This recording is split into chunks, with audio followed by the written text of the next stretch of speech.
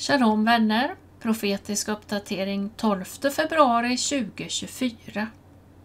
Idag har jag en video som ni inte får missa. Det är vår kära Jair Pinto som vi tycker så mycket om, och här blir han intervjuad. Och han berättar sitt vittnesbörd om hur han kom till tro på Jesus, Jeshua, hur han träffade sin fru och hur han kom att bli informatör från Gaza. Och jag har sett ibland att han har över 600 000 följare. Det pendlar ju lite upp och ner, men det är väldigt många som följer Jair Pinto. The Jewish Mother. Ja, den judiska modern, det är ett välkänt begrepp, inte minst i Israel och bland alla judar naturligtvis. Hon beskrivs ofta som krävande och överbeskyddande. Hon lägger sig i sina barns liv även som vuxna. Men hon ses också som rolig och väldigt omtänksam. Så det är i stort sett en positiv bild.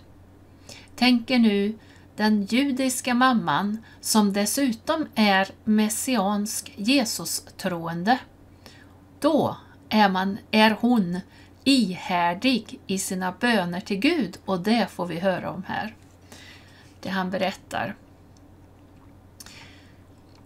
Han tar också upp det han ser Jair som Israels 3 fronter. Det första är då kriget mot terrorismen, försvarskriget för Israels existens.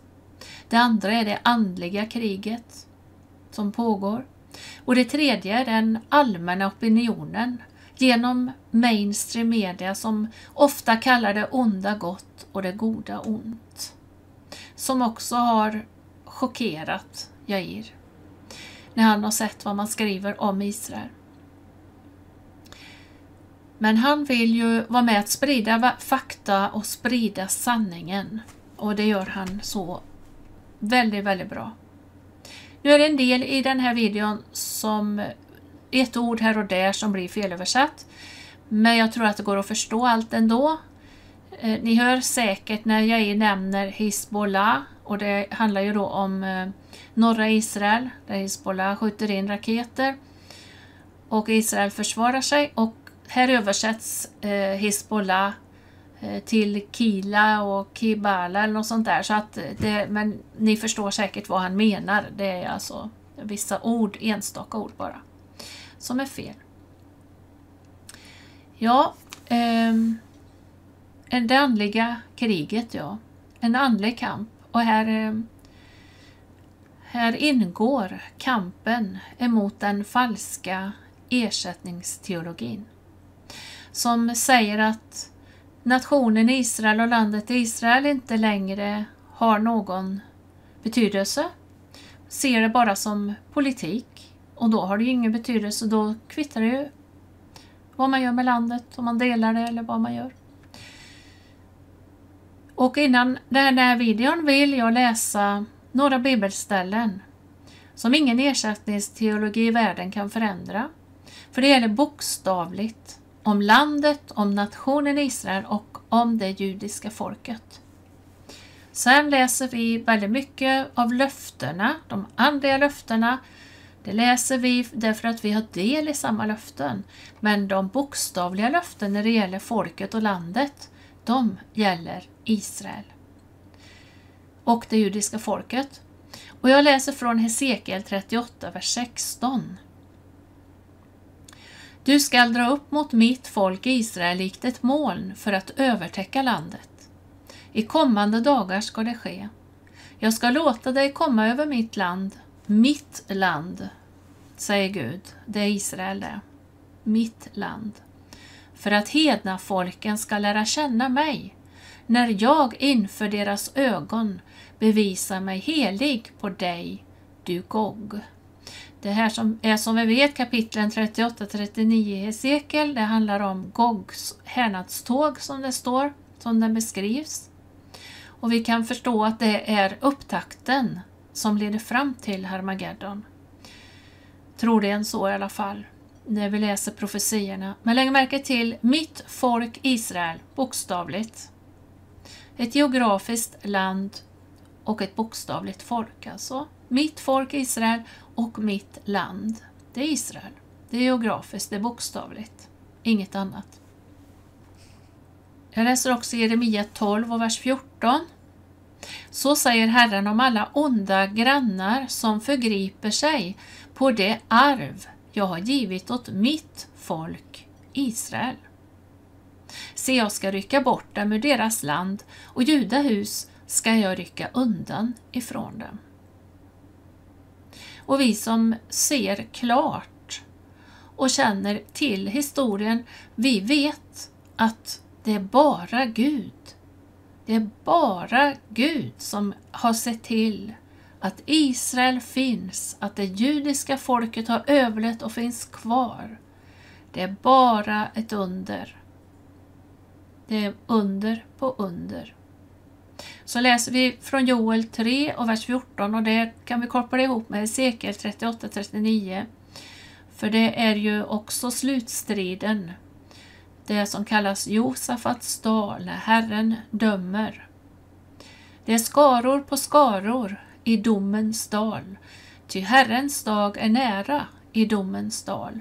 Och nu kommer beskrivningen som föregår och som sker i den allra sista tiden och beskriver också när Jesus kommer tillbaka. Solen och månen förmörkas och stjärnorna mister sitt sken. Herren ryter från Sion, från Jerusalem, bokstavliga staden Jerusalem i Israel, låter han sin röst höras, så att himlen och jorden bävar. Men Herren är ett tillflykt för sitt folk, ett skydd för Israels barn. Det här kommer att gå i bokstavlig uppfyllelse. Här kommer nu videon och jag tror att den kommer att vara till välsignelse för er alla som ser den och som hör detta vittnesbörd av Jair Pinto i Israel. Så jag önskar er Guds välsignelse och shalom. Being there with the soldiers in the front lines and recording interviews and being with the camera, it opens so many doors for me to share about who am I talking to, what's my faith, who are these millions of people that pray for you, for the soldiers every day. And it made my fellow soldiers feel like they're not alone, like there's somebody in this world, in this evil world, who loves them, who prays for them, and who's on their side. I get a call. You need to go to the IDF. You need to report to your unit. And I'm there. My wife is all shocked. We are all shocked. We've just seen the images of the massacre and everything that happened. And I need to leave for an unknown period of time. And you need to go. I need to go. There's no, and she knows it also. Yeah. She also served in the IDF, and we know we have to do it. We just have to do it. So I pack a bag and leave. At the beginning, we were stationed for close to 2 months up north on the border with Lebanon. And then I was moved to the Gaza Strip. So that's kind of my Khan Yunis. Yeah. But I think from the first day that I joined the army, I was shocked when I opened and saw the international media coverage of this war. Because for me in Israel, it was like, they're the bad guys. Hamas did these terrible things, and then the international media, they just completely miss it.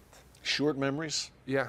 And it reminds me of times talked about by the prophet Isaiah, where he said, look, he talked about those who call evil good and good evil. Exactly. I think that's where we're at, prophetic times. Oh, exactly. I don't know how can you call what happened there good and then call us evil, but Israel was attacked. Israel was invaded, not the other way around. Yeah, we are defending ourselves. Yeah.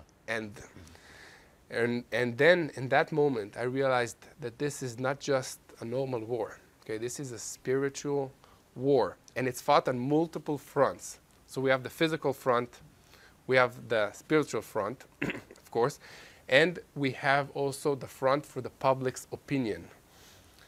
And sadly, I realized that we are losing this front. We are losing the battle for the public opinion. And together with my team and TBN Israel, we realized we have to do something. So, you know, what I have my phone. So I just started, you know, to record and to share what's going on from the front lines. Yeah. God uses every situation to glorify His name. You know, every situation. I had like, okay, so I'm here with the phone, like no light. I just used a little headlight in order to light myself. Yeah. You know, at night as I'm recording and sharing when I have some time before I go to bed. And people watch it, and more people watch it. More and more. And people are praying, and people learn new stuff and share, and it grew and it grew, and God really blessed this whole operation. So it was like amazing for me to see. No doubt. And you get to Gaza, you get to Khan Yunis, and all of a sudden the IDF spokesperson's unit approaches you, and you got some pretty official access there that no one else had, certainly no other Christian TV network in Gaza. Yes, definitely. So I get a call one day from the IDF spokesperson's unit saying, hey, we've been watching your videos and we've been searching for this soldier that is reporting from the front lines. And I thought immediately, okay, so what are they going to tell me now? And then I said, we love it. We want you to be representing the IDF officially. We're in uniform, and make sure we'll tell you what you can say, what is classified, but you'll be our representative from Khan Yunis. And this is like 1 month before CNN were there and, you know, stated that they are the first one in Khan Yunis and in the tunnels. You were the first there. So really, listen, God opened doors, and I think that He had a reason. And on top of sharing with Christians and with people all around the world what is happening here in Israel, I think there's another side to it. Because being there with the soldiers in the front lines and recording interviews and being with a camera, it opens so many doors for me to share about who am I talking to, what's my faith, who are these millions of people that pray for you, for the soldiers every day. And it made my fellow soldiers feel like they're not alone, like there's somebody in this world, in this evil world, who loves them, who prays for them, and who's on their side. And they didn't know that. They did not know that. I mean, that's why I come here all the time, and especially now more than ever for such a time as this, Yair. And hey, look, you were shining light in the darkness in Gaza. You were shining the light of Yeshua, Jesus. You're a follower of Jesus, follower of Yeshua. How is it expressing your faith in the IDF and in Gaza on the front lines? How did your faith help get you through this experience and strengthen you? So the Gaza Strip in Khan Yunis is a scary place, and every day we had 1 or 2, it was actually an average of 2 Israeli soldiers that were killed in action in the Gaza Strip and in Khan Yunis, some from my unit, some from other units. So it's very scary. But I think that after my first night there, God put His peace and filled me up with this peace and purpose, and a lot of it is because He used me, I think, for sharing with the soldiers and with people all around the world. You were an ambassador for Christ there, in the trenches, on the front lines, in the tunnels. Yeah, definitely, and it just showed me that even in that dark place, which is, I think, one of the darkest places in the world, and you can feel the spirit of evil in it, somehow God was with me and made me feel at peace and with all the soldiers around me. And I said, listen, I'm not going to be depressed. I'm going to be somehow happy in this situation and, you know, do my best in whatever I have. And I had the option really to share with many soldiers what am I believing in, which is Yeshua, you know, and that Yeshua is the Messiah, son of David, the Messiah that the people of Israel is waiting for and is hoping for, and also me and us as Jews, we can believe in him and we shouldn't be afraid of him. So God is using every situation, and you wouldn't believe how people are open when you're stuck with them and bombs are falling out in every direction. And you're a pretty good communicator, I have to say. And if you want to see more from Yair, again, folks, TBN Israel, great channel. He just passed 500,000 subscribers. Wow. God is expanding your territory. You might not have even known that. You're in the tunnels in Khan Yunis until a few days ago. But folks, TBN Israel, please subscribe. You can see Yair on a regular basis. Today, once again, he's reporting from the Gaza border, and there's much more to come here from Yair on TBN Israel and on TBN on the Stakelbeck Tonight Show, much more. Tell us real quick, I don't want to keep you out here too long because it's cold here in Jerusalem. It's a chilly night in God's one and only holy city, and you deserve a break after the past 3 months, needless to say, Yair. Tell us a little bit about your personal journey, how you came to the Lord, and your initial service in the IDF. Tell us a little bit about your life, your journey over the past several years, and how you've grown in your faith. Yeah. Listen, well, I was born actually to a mother and father, Israelis, Jews, who not far from here, about 10 minutes walk from this studio. And so I was born and raised as a follower of Jesus. But as you may know, you cannot be born into the faith. You need to make a decision. So I remember when I was about 15, I really decided, I was in my bed and decided to follow Jesus and to welcome him into my heart for real. And then I walked with him. But being in high school in Israel and a believer of Jesus means that you're the only one in your entire school or your entire grade who believes in Jesus.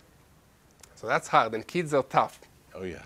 So in the beginning, I kept my faith a secret, which I learned the hard way that it was a very bad mistake. Because once my friends knew, they were not, taking it very easy. They thought that I'm a traitor to Judaism, to Israel, and how can you believe in Jesus? He's the Messiah of the Gentiles. He was Jewish, and he lived in Galilee here in Israel. But yeah, I know that. But no, we know it's definitely. Yeah. But a lot of folks don't know that, I think.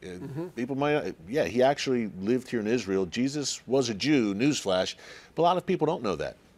Yeah, so definitely they did not know that. Yeah. But then, it took me a while to gain their trust because they thought, why didn't you share? Why didn't you tell us? If that's what you believe, you don't need to hide it. That's like after a while. Yeah. Now we're best friends again, and everything is good. And you were young, I mean. Exactly. Part of the journey that the Lord had you on. Then, at the age of 18, you join the army, men and women in Israel. Men go for 3 years, women go for 2 years. New place, new people, have a fresh start. Now I'm not making the same mistake again. On my first night in the base, I decide I'm opening my Bible that includes the New Testament, like one book. And then I'm reading it. Automatically, what's this book? What are you reading? What is this? But you're not Orthodox. But what? But Jesus? And then I said, yes, I believe in Jesus. I believe in Yeshua. He is my Messiah. I believe in the Old Testament and in the New Testament. Boom. Opens up a million conversations with Orthodox soldiers, with secular soldiers. Some heated conversations at times, I'm sure. Or? Listen, immediately, definitely. Yeah. Intense. Listen, what I realized, and I think this is something for all of us, in wherever we are stationed and God is putting us, people will respect you if you're true to yourself and if you're a good person, a good friend, a good worker, a hard worker, an example. They will see that. They will see God's light, and then they will ask you the questions. So you don't need to be, in their face with your faith. They will come to you, because when you see something, shining, that's Jesus, it's very hard to disregard it. Yeah. So that's how I shared my faith in the army, and God was with me there.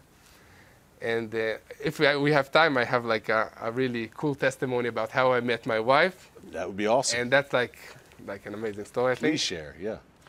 Okay, so it also has something to do with our producer, Yosef here. Yes, But our dear I'll friend. Yes, of course. Okay, so before every Jewish boy, Israeli boy, joins the army, then his mother has a prayer. She prays that God will send him to the army safe and bring him back safe. Okay? My mother prayed that prayer, but she also prayed another prayer, that I will have at least one believer in Jesus with me in the army. And just one. For you and for our viewers, it might seem, another believer, what's the problem? I never had any believer with me, not in high school, not in school, not in my basketball teams. It was always me alone. And yet you're so bold in your faith always. I can't imagine how hard it was at times, But especially as a young guy. I wasn't that bold like back then. But that peer pressure as a young guy. I learned the hard way, definitely.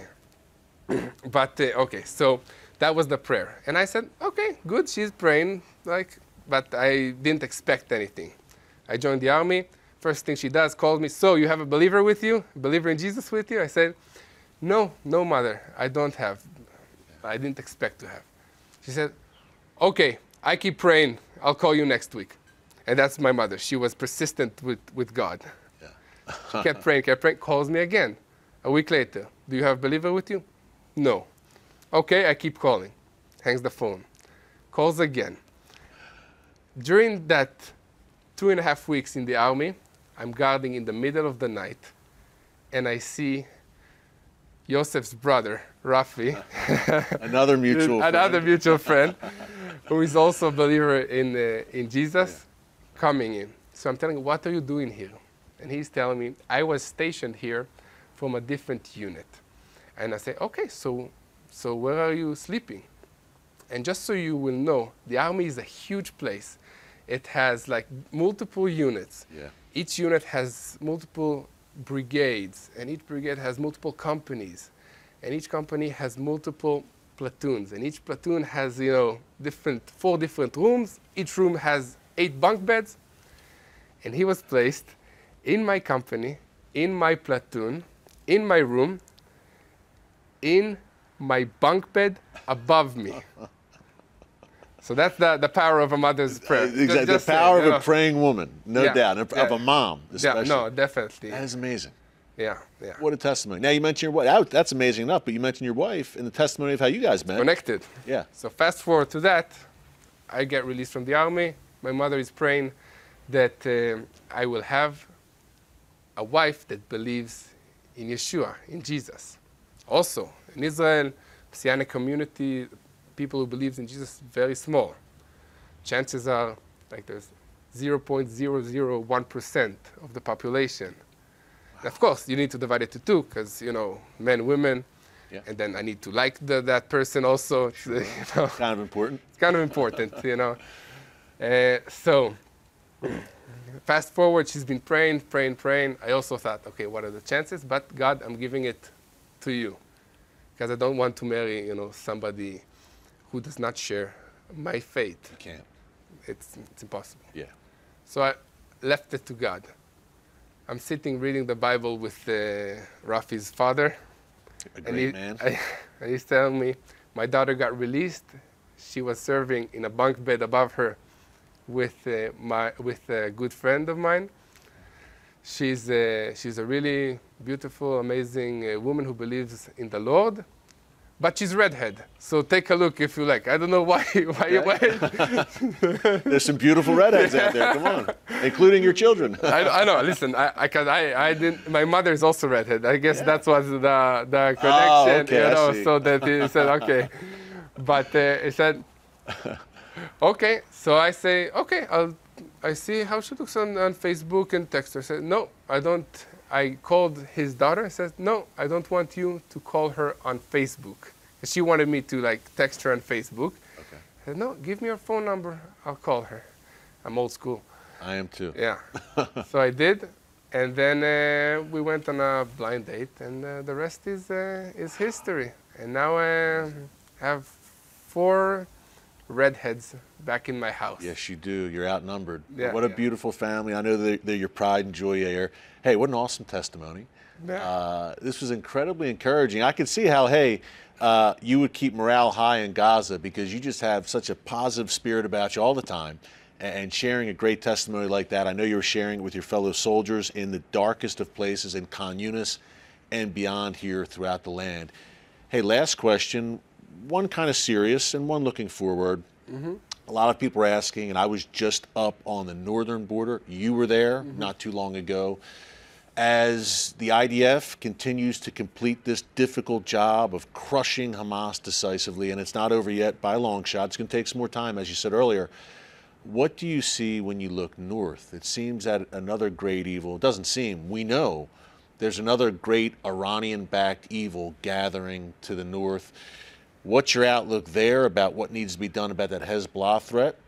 We were talking off camera earlier, just getting used to civilian life again, and that's for another conversation maybe. But real quick, okay, Hezbollah, the north, and what's next for you? Okay, so I start with Hezbollah in the north. So Hamas is one enemy with a certain size and threats and capabilities. But Hezbollah is a whole different ballgame. Their level of technology, their military abilities, their support from Iran, it's a whole different war in terms of casualties on the Israeli side, civilian and soldiers, and in terms of the duration of the war. So it's a whole different ballgame. But listen, the situation up north cannot continue as it is. It's intolerable. 80,000 people evacuated from their homes, no timetable for returning home? And who would return? What's the difference? Right. I mean, they would return, and you have Hezbollah on the other side of the border. Which wants to duplicate or exceed October 7th, just in the north. Exactly. They had the same slogan. Yeah. They're backed by the Iranians that burn Israeli flags, that burn United States flags, that call, Israel the small Satan and the United States the big Satan. So that's the enemy. This is a spiritual war. Yeah, it is.